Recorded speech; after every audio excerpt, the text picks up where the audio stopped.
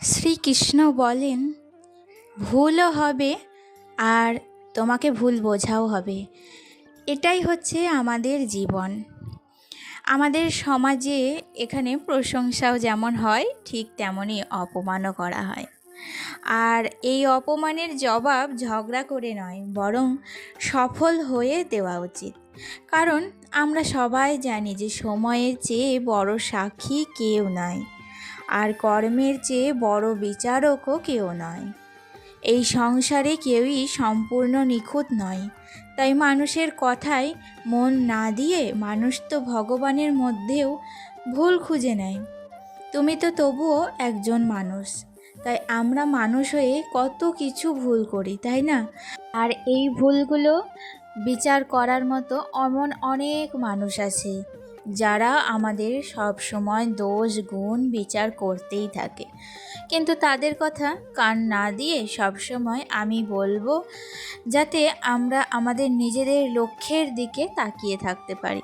কিভাবে আমাদের লক্ষ্যটা আমরা পূরণ করব আর সফলতা অর্জন করে তাদেরকে জবাব দেব, এটাই যেন আমরা সবসময় বিচার বিবেচনা করে তারপরেই কিন্তু দিন শুরু করতে পারি। চলো, অনেক কথা অনেক গল্প হবে, তার আগে নিচের পরিচয়টা দিয়ে দিই। নমস্কার, কেমন আছো সবাই? আশা করছি সবাই ভীষণ ভালো আছো, আর আমিও বেশ ভালো আছি। আমি সুমি। আজকে আমার আরও একটি নতুন ব্লগে তোমাদের অনেক অনেক স্বাগত। কালকে দেখতেই পেয়েছো, আমার একটা ননদ আর তার হাজবেন্ড এসেছিলো আমাদের বাড়িতে। আজকেও তারা আছে। সকালবেলায় তাদেরকে চা জলখাবার সমস্তটা দিয়ে চলে এসেছি রান্নাঘরে। বাড়িতে যখন কোনো অতিথি কোনো আত্মীয় আসে তখন দেখবে সারা দিনটা রান্নাঘরের ব্যস্ততার মধ্যেই কাটে। যতই হোক, অতিথি এলে একরকম কিন্তু রান্নার আয়োজন বেশি হয়। তাই জন্য সকাল সকাল সমস্ত কাজ ফেলে রেখে রান্নাঘরে আগে চলে এসেছি। টাইমের মধ্যে সবাইকে খাবার দেওয়া, সবারই খাওয়া দাওয়া কর্তব্য পূরণ করে তারপর যেটুকু সময় বেঁচে থাকবে সেইটুকু সময় নিজের জন্য আর নিজের সংসার, নিজের ঘর গোছানোর জন্য রেখে দেব। আজকে রান্না করেছিলাম একটু কুমড়োর তরকারি পুঁই ডাঁটা দিয়ে, তার সাথে করেছিলাম বড়ি দিয়ে একটু টক। আর আজকে রান্না হচ্ছে একটু চিকেন। যেহেতু ননদরা এসেছে, অনেক দিন বাড়িতে মাংস হয়নি, তাই জন্য চিকেন রান্না করছি। আর চিকেনটা কি বলো তো, আমার হাজব্যান্ড খায় না। আমার হাজব্যান্ড, আমার আর একটা ননদ, যে ননদটা বাড়িতে থাকে, তো তারা তো খায় না। যাই হোক, বাকি সবাই খাবে, তাই জন্য রান্নার প্রিপারেশন নিয়ে নিয়েছি সকাল সকাল। বুঝতেই পারছো, দেখবে মাংস রান্না করতে না বেশ খানিকটা সময় লাগে। তাই জন্য আমি সকাল সকাল রান্নাটা আজকে কমপ্লিট করছি।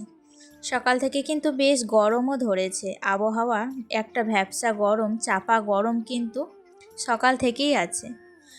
যাই হোক, যেটা বলছিলাম তোমাদের, যে শ্রীকৃষ্ণর বাণী কিছু হলেও আমাদের মানতে হয়, জানো তো। আর বর্তমান সমাজে আমরা দেখি সেই বাণীর যথাযথ সত্যতা আছে, আর সেই সব দিক মেনেই কিন্তু নিজেকে আমি সম্বরণ করি। আসলে এই যে আমার ভিডিও করা, এই যে আমার সামনের দিকে এগিয়ে চলা, কখনো মনোবল ভেঙে যায়, আবার কখনো পাশের লোকের কথা শুনে মনে জোর পায় না। তবুও এই যে ভগবানের নাম নিয়ে আবার পরের দিন মনে জোর নিয়ে আবার নতুন করে শুরু করি। আর আমি ভাবি যে লোকে যে যাই বলুক, নিজের কাজের জবাব নিজের কাজ দিয়েই কিন্তু দেব। আজ যারা আমাকে এত অপমান, এত খোঁটা দিচ্ছে এই কাজের জন্য, সেই কাজ করে আমি একদিন না একদিন ঠিক সফলতা পাবো। আর সেই সফলতা আমি তখন তাদেরকে বলবো যে আমি কিন্তু কোনো ভুল কাজ করিনি। আমি যেটাই করেছি আমার ভালোবাসা থেকে করেছি, আমার মন প্রাণ দিয়ে আমি এই কাজটাকে খুবই সম্মান করি, আর সেই সম্মান থেকেই এত পরিশ্রম করি।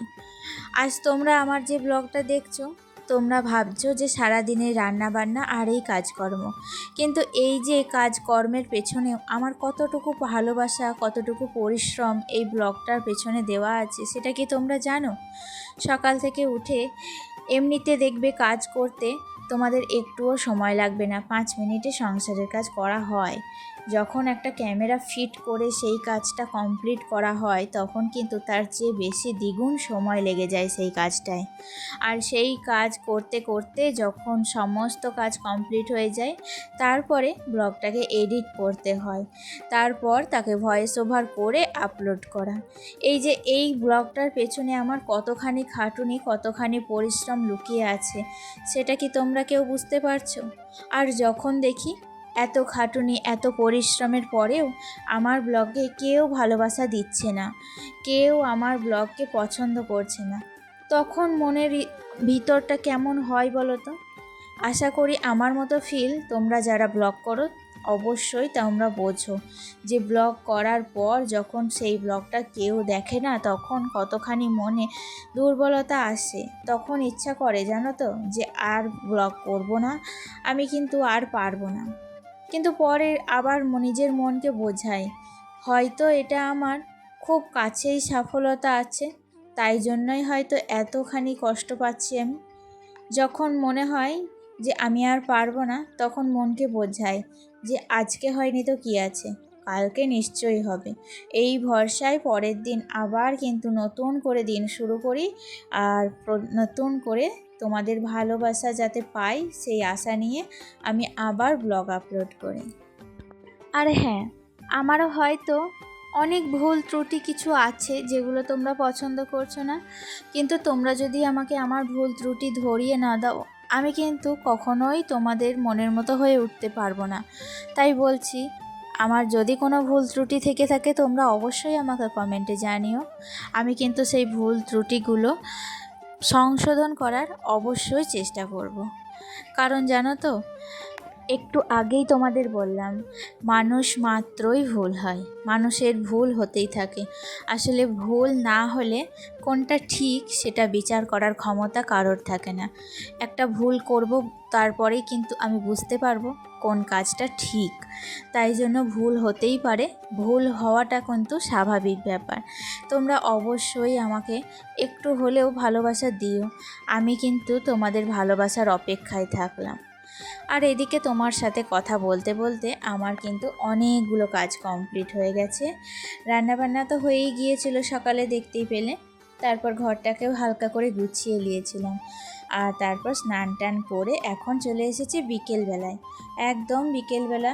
দেখতেই পাচ্ছ এইদিকে মা, মানে আমার শাশুড়ি মা, আর এটা হচ্ছে আমার আরেকটা ননদ। আসলে আমরা কিন্তু আলাদা থাকলেও জয়েন্ট ফ্যামিলির মতোই। আমাদের পাশের বাড়িতে একটা ননদ আছে, আর আমার বাড়িতে একটা ননদ আছে, আর আরেকটা ননদ বেড়াতে এসেছে। আমার কিন্তু 7টা ননদ, জানো তো? আমার 7টা ননদ আর আমার হাজব্যান্ড একাই। আসলে ওই যে কথায় আছে না, 7 ভাই চম্পা আর 1 বোন পারুল, আমার কিন্তু ঠিক তার বিপরীতটা। যাই হোক, 7টা ননদ 7 বার করে বছরে তো আসবেই, তাই এই ননদটাও কিন্তু ঘুরতে এসেছে।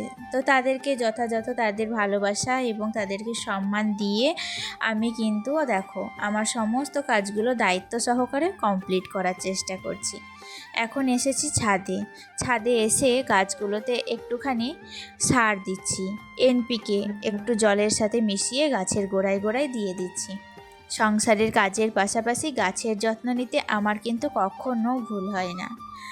তাহলে ভিডিওর এই পর্যায়ে এসে বন্ধুরা আমার ভিডিওটি কেমন লেগেছে অবশ্যই কমেন্টে জানিও, পারলে একটা লাইক দিও। আজ আসি, টাটা।